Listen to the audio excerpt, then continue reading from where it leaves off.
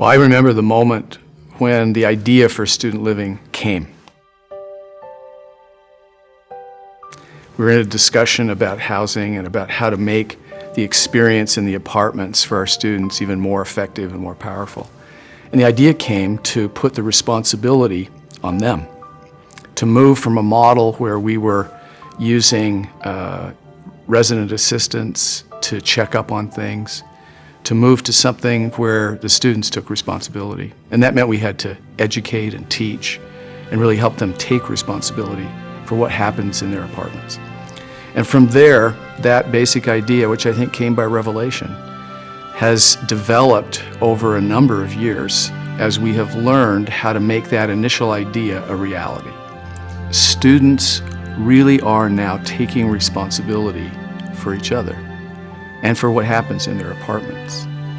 And that means that we really have moved to a more Zion-like concept, where we try to make sure that there are no poor among us in spirit or in temporal affairs, that we kind of watch out for each other and take care of each other, that we love one another, that we try to live in righteousness, that we try to build unity in our relationships, and the apartment becomes the center of that work.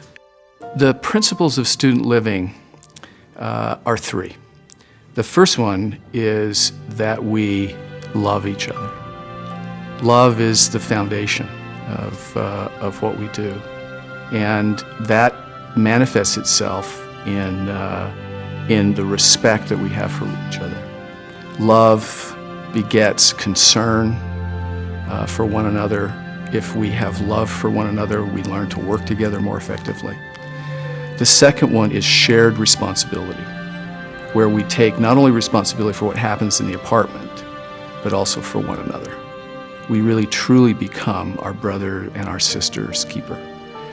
The third principle is mutual respect, that we realize that we are children of God and we treat each other that way.